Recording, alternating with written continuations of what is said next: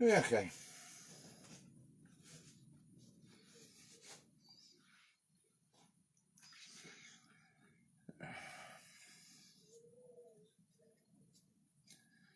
Morning folks, sorry I'm running a wee bit late, but hectic morning.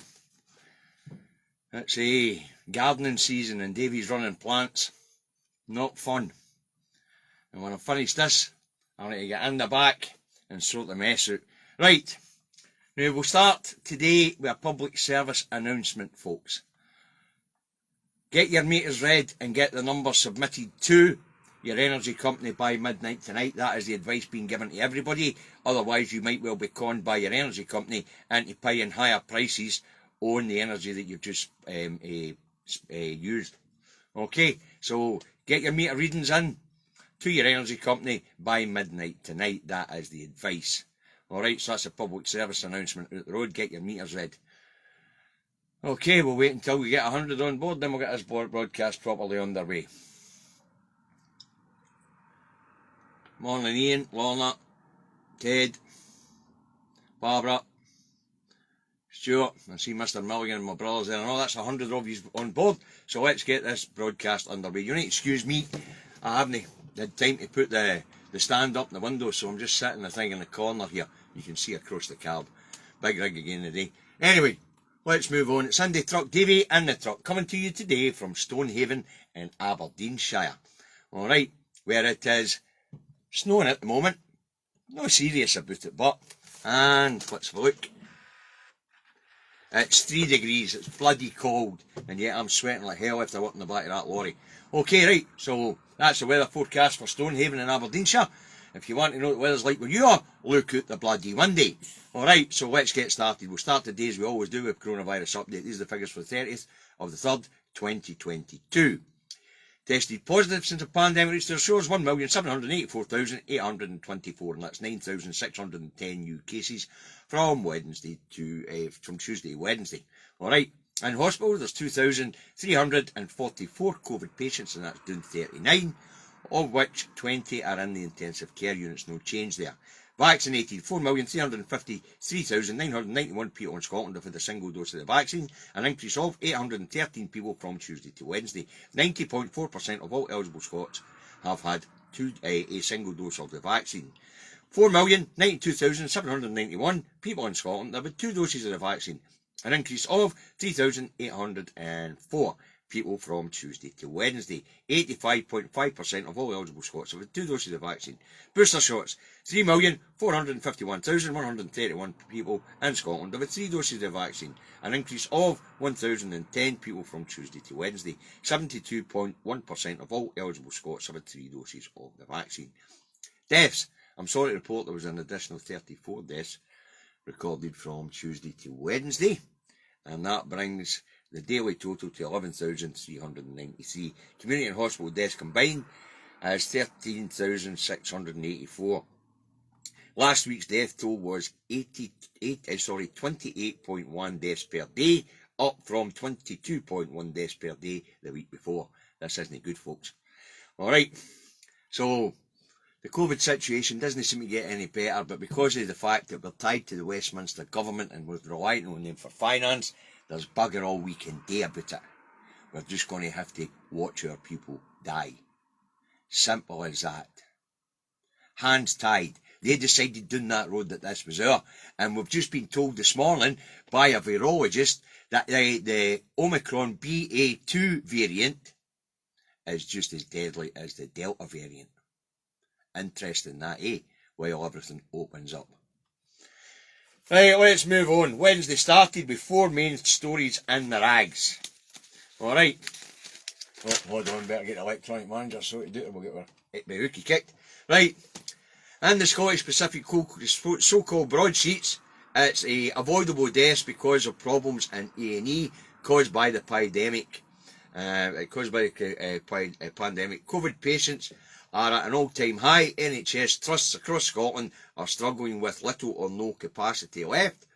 Over 5,000 healthcare staff are currently off work with COVID-related illnesses. So the 5,000 NHS employees also are isolating or with COVID-related illness. So the NHS is under huge pressure, and NHS trusts right across Scotland are asking people not to attend A&E unless it's life-threatening. Wow. That's what happens when you've got your control of your purse strings and control everything else down that bloody road, because I'll tell you what, the FM wouldn't have opened up at this point in time. She just wouldn't have. She's done her best to keep us safe. But, I mean, one of the theories is because we had a lower death rate all the way through and Scottish people had been very good at following protections, knew that things are opening up, we're more susceptible to the virus. And this Omicron 2, as I say, it's meant to be, as was virologists this morning telling us, Omicron BA2 is just as bad as Delta, so not great. Right. There was also an outcry in the only right-wing rags about Randy Andy accompanying the Queen of England to the memorial for his father, Philip the Greek, who passed away last year. Alright, so Randy Andy makes his first outing in public to escort his mother to his father's memorial, and apparently the right-wing loony rags down that road are going to have to chump about it. Apparently Andy's supposed to be eloped in a turret somewhere, never to be seen again. Now that he's settled his case, he doesn't feel that way. Alright. The Partygate scandal is back in the news as well. The Met issues 26 penalty fines to some of the party goers and calls for Bojo to resign and return. We'll get Mary up when we get to PMQs, alright. And the other big story is Moscow withdraws troops from Kiev, but fighting rages on in the Donbass and Luhansk regions. The peace talks are stepping up a pace, with Zelensky offering to cede the Crimea for 15 years and to cede the other two areas, Donbass and Luhansk, for 8 years, with referendums with the people in them on whether they want to join Russia or want to stay in the Ukraine after that period's lapsed. Okay, but Zelensky also wants to become neutral, and in order to do that, he wants the international community to guarantee Ukraine's safety and sovereignty. In other words, NATO light. I don't see Putin going for that. Right, but we'll see what happens. Okay, moving on here in Scotland. Scotland's it started specifically about face mask regulations in Scotland. And you know, it's speculation at this point in time, it's early in the morning. Face mask wearing is the last legal requirement and COVID protection still in place in Scotland. The Blue Cuckoos in the Nest are given plenty of time on air to tell the FM to scrap the legal requirement to wear masks in public. So, at this point in time, people still have to wear masks in enclosed public spaces and in public transport. The FM is going to get an update on that on Wednesday afternoon, so we'll get there, alright. But the BBC take to the streets in the morning to speak to people about how they feel about potential changes to face mask regulations. The young say scrap the masks, and the older generations are more cautious and say they will continue with masks after law ends and face mask wearing becomes guidance. So we'll get to what the FM had to say after, right? Right, moving on, Wednesday. Forestry experts double the estimate of the amount of trees destroyed in Storm Arwen to 16 million trees. It was thought that 4,000 hectares of forest had been affected by the storm, which was last November. But a new computer modelling and calculations and surveys of woodlands, it would appear that 8,000 hectares have been destroyed or damaged. Forestry staff have worked tirelessly to clean up the fallen trees and the aftermath of the storm. Doug Howison, Scottish Forestry's head of operations, said that they had handled the situation well. It was hard work, but they handled it well. Environment Minister Mary McAllen also said that the sector had dealt really well with it and that they were setting about the recovery programme for these forests. 16 million trees, wow, that was some bloody storm, that one, wasn't it? Anyway, so the Scottish Government and the Land Management Scotland and Forestry Scotland they're going to set about putting the things right, but apparently the man's the Queen messed up and forests are usable again. Okay. Now Scotland, as you know, have been rewilding heavily for years in order to mitigate emissions, I suppose, and trying to get a net zero. Right, moving on. Wednesday, and 2 Scottish cabinet ministers self-isolating due to COVID-19. Deputy First Minister John Swinney and Justice Secretary Keith Brown are both self-isolating. And we wish them a speedy recovery, but the timing's brilliant, isn't it? I'm studying the CalMac thing at the moment. I did a couple of shorts yesterday, but didn't put them out because I want to get to a wee bit more into the meat and bones about the saga with Ferguson Marine and Jim McCall.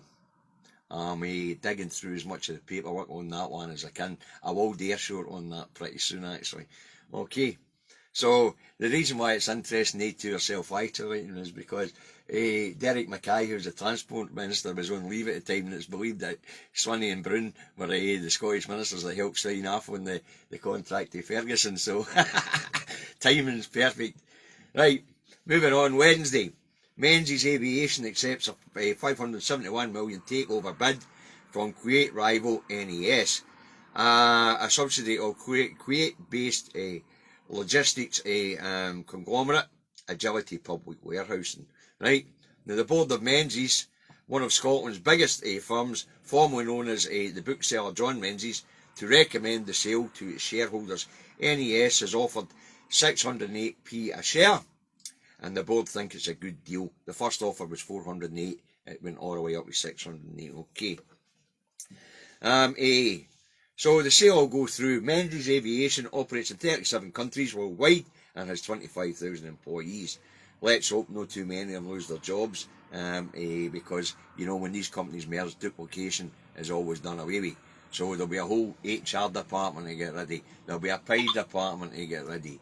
There'll be all sorts to get ready. So, there'll be layoffs. There always is when these companies merge. But anyway, Menzies is being sold, or it's being recommended sold. Right, moving on. Wednesday, and Prime Minister's questions rolls around, doesn't it? Starmer went on Partygate, and he went on the Deputy First Minister agreeing with, the Deputy First Minister was put up the Deputy Prime Minister, Dominic Raab, the idiot, was put up that morning to do the press conferences on the 20 fixed penalty notices that have been handed out. And Raab stuck the boot right into Bojo, didn't he? So Starmer's bringing it up, because Raab tells the press on the press call in the morning that there was criminality going on in number 10. Bojo went off his nut, Raab's on the naughty step. Right, so anyway, Starmer's on it, and he says to Bojo, the ministerial code's quite clear. If you've misled the House, you have to stand down. Right? And Bojo and then Starmer says to him, how are you still here? And Bojo, being his usual bombastic twat, he says, we'll let the police finish their investigation, and we'll go on with the day job of helping people with the cost of living crisis and all the bombastic crap you've ever heard in your life. Absolutely fascinatingly boring. Absolutely fascinatingly boring. Anyway, so Bojo just dodged it. The usual stuff. Absolutely mind-bending. Next up was Blackford. And Blackford went on Partygate and partying through the cost of living crisis. Apparently the Tories had a big gig the other night. They were charging each other a fortune to raise funds for a party. Anyway, he got the same crap as Starmer got, except for he got the normal Scottish nationalist slight hit at him as well. So that's Prime Ministers in a nutshell for you. You know, Bojo doesn't give a shite about the rules. He knows he's broke the law, he knows he broke the rules, but he ain't going anywhere without being shoved. Simple as that. Okay, which is another interesting thing about yesterday. It comes to light that the Tories are mounting a political campaign in marginal council areas under the guise of levelling up. So the Tories are spending public money on promoting themselves in the council elections just before the purdah period comes up. Talk about gerrymandering elections and votes. Right, moving on. moving on, Wednesday, First Minister gives her COVID update. And on the legal requirements for wearing face coverings. The 4th of April, the law will end at places of worship, at weddings, funerals and commemorative events. The commemorative events thing's very important because we'll get to that in the papers, but the First Minister gets slighted for being down in England at a commemorative event, Falk's Memorial, and no wearing the mask in the church. But we'll get to that. Right, moving on. So, after the, and as of the 18th of April, the legal requirement for wearing face coverings will move to guidance. Alright. Now, after the statement, the First Minister takes questions. First up was Dross, Dougie, I've lost my moral compass and authority to speak anywhere, whether the UK Parliament or the Holyrood Parliament, because he is flip-flopping on Bojo. Right, so it's Drossy and Bojo's mate again. Anyway, he says the First Minister's a big nanny who won't let our charges, i.e. the Scottish people, decide what risks to take. Right, you know, the First Minister, for Drossy's point of view, getting the economy open, getting business moving and making money is more important than saving your granny. Alright, it's a bit like the introduction of charges for lateral flow tests for those who are going to visit people in care homes in England. The First Minister's going to cover that up here. She made that in her statement, but we'll get to that. But down that road they've got what's called the granny tax. You go to pay to see your granny now in the care home by getting a lateral flow test. You go to pay for a lateral flow test. Alright. Anyway, the First Minister tells Dross that her phased approach is sensible and proportionate as we are as we get over the Omicron BPA2 peak. Alright, so apparently we're at the peak. We're going down the other side. We'll see how that works out, because I can see, the way I see it, daily figures are still high and the death total's murder. Right. I better shut that down, it's making too much noise. Right, next up was one brain cell Bailey, and she went on testing for the immunocompromised and the 1,800 Scots on the shielding list. As the prevalence of the virus is very high. Miss Sturgeon tells one brain cell Bailey that extra vaccines are being offered to those who are vulnerable, and that targeted testing and the shielding group will continue.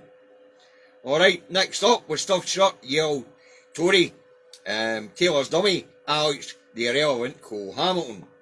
Now, as you know, Davy doesn't do Lib Dems. Ears stuff up, eyes go azure.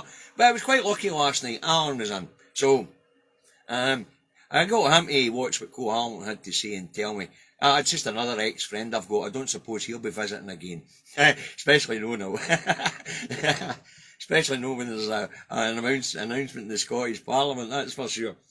Anyway, so I now have another ex-friend.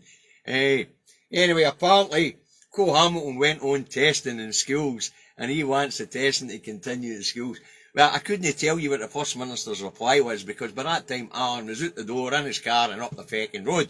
So that was the end of that.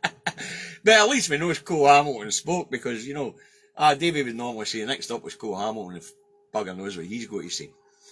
Alright, where are we? Oh, we're motoring through this. So, Cole Hamilton got a wee shot speaking yesterday. And as you know, Davy doesn't date Cole Hamilton, but Davy's got another ex-friend he's never going to see again. I need to stop subjecting my friends to the Lib Dems, it's no good for them. Right, moving on. Wednesday, Health Minister here in Scotland, Humza Yousaf, gives an update on to maternity services at Dr. Gray's Hospital in Elgin. 10 million quid to upgrade services at Regmore in Inverness and at Dr. Gray's in Elgin to handle maternity services till full consultant-led services can be reintroduced at Gray's. Now, the problem's just the same as it's always been, recruiting consultants and recruiting staff. The Brexit didn't help, because an awful lot of these people left and went back to Europe, didn't want to live in the UK after Brexit. So recruiting staff from around the world is difficult, it's also no good for other people, because if we've got all the Indian doctors here, the Pakistani doctors here, the Sri Lankan doctors here, and Asian doctors here, then who the hell's treating the Asian people? When you get right down to it, this is years and years, right across the NHSs in these islands, this is down to years and years and years and years and years of bad bad workforce planning. Simple as that. But when you've got to search the world to get a specialist to come and run your maternity services, it's a sad state of affairs. But the idea is to upgrade the services at both these hospitals so they can have a shared service until they can get another consultant to run a consultant-led service, or more than one consultant actually, to run a consultant-led service at Dr. Gray's. Okay, moving on. Wednesday. It's announced by the Scottish Government that 16 and 17-year-olds will no longer be sent to young offenders' prisons. They will instead go into secure care units with support to turn their lives around. It's all part of the care review and the Scottish Government's Promises programme to help bring better outcomes for Scotland's kids. Now, if you want to know about the Promises programmes, folks, this is where Davy gets you into your education. Use your search engine. Just go into your search engine, type in Scottish Government's Promises programme, and up will come the 80 recommendations that the Scottish Government will put into place after the Care Commission's report. Okay, and one of the recommendations is that we don't send 16 and 17-year-olds to jail. So the Scottish Government have announced that 16 and 17-year-olds will no longer go to jail, which isn't a place they should have been anyway. I mean, this draconian methods of punishment for kids when they're not fully developed, they're not fully formed, they've all been there, you know. So it's a worthwhile initiative.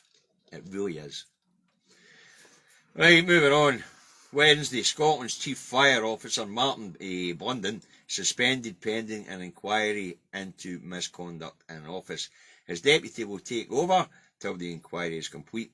Chair of Scottish Fire and Rescue, Kirsty Darwin, says they can't disclose the details of the complaints till the inquiry is over. So, head of Fire and Rescue Scotland is on garden leave now, pending an inquiry into his conduct to Davy staff. There's no details out there what it is he's alleged to have done wrong. Okay. Right, moving on. Wednesday, the Fraser of Allender Institute downgrades its growth prospects for the Scottish economy. It says a fifth of Scottish businesses will scale back production due to inflation and energy costs. Half will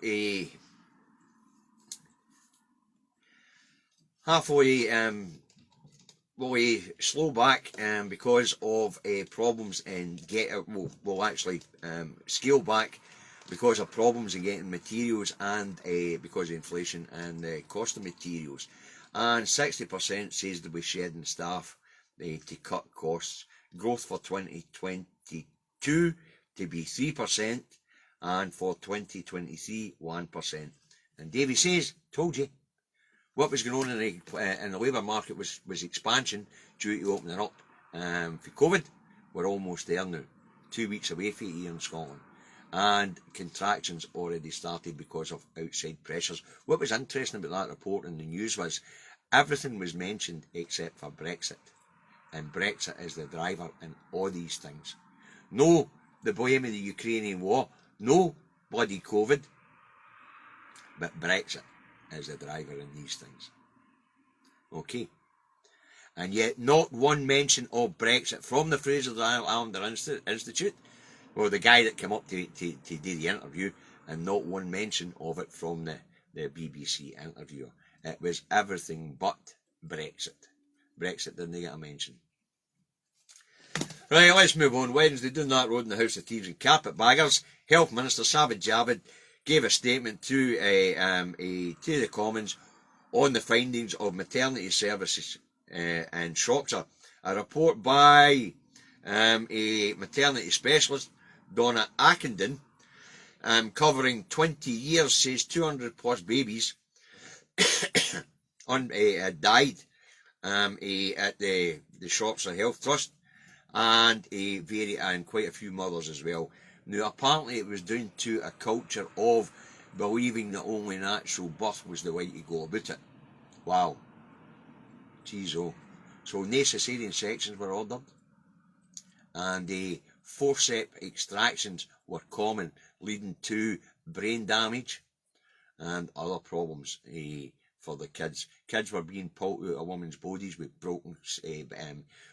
fractured skulls with the forceps and broken bones, and coming out choked to death on the cord. Absolutely horrific report, but that's nothing. I mean, services down that road are atrocious. I've told this story before, but I'll tell you again.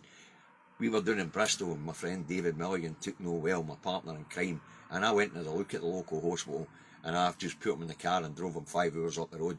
The waiting list was nearly 9 hours, the waiting time in A&E was nearly 9 hours, and the place was bogging. And something straight out of the bloody 18th century.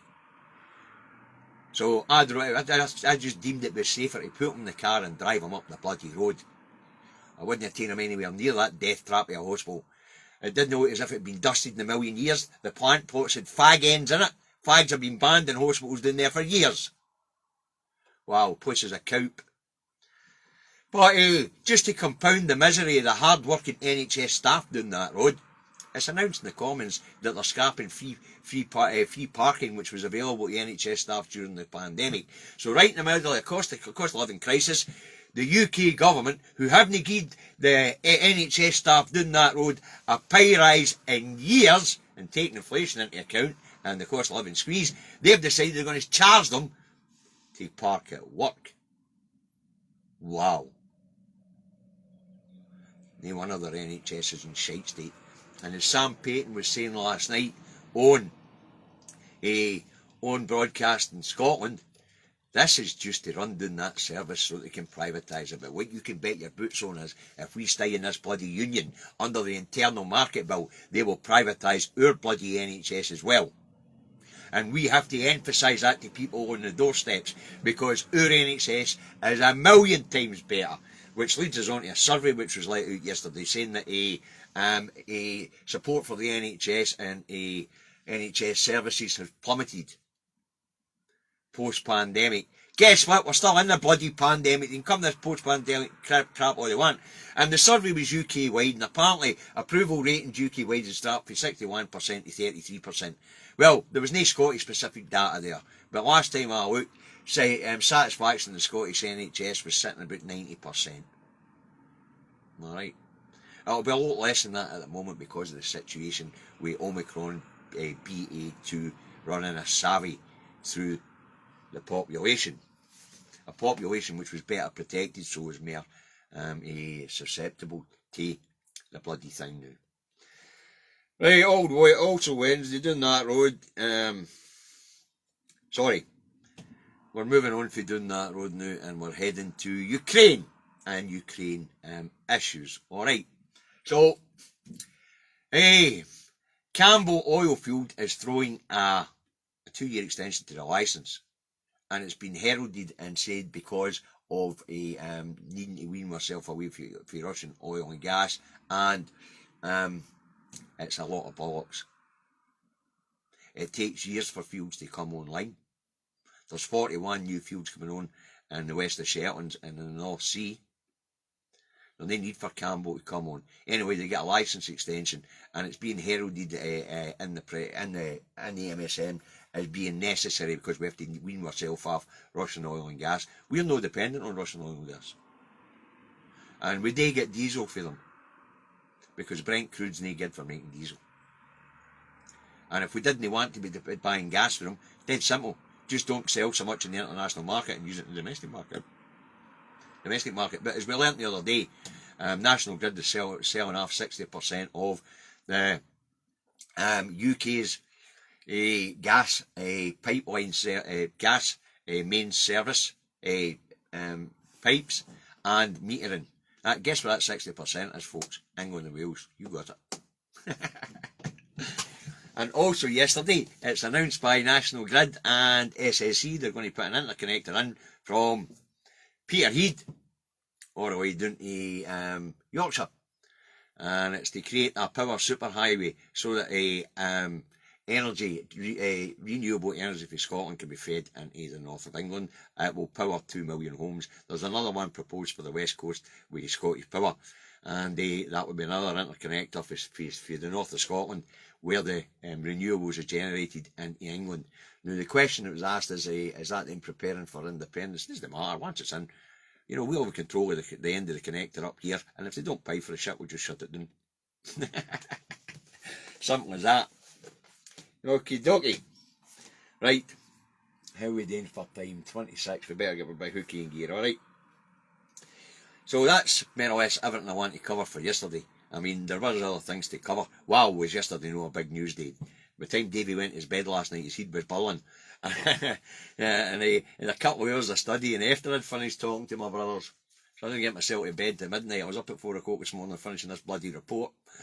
And I've just done the paper review 5 minutes before I come on, so we're talking about the paper review. Let's get on to the paper review. Alright, so, no, hold on, I was saying on the Ukraine, better hurry up. So, Campbell gets an extension of his licence, because we're supposed to be weaning myself off Russian oil and gas.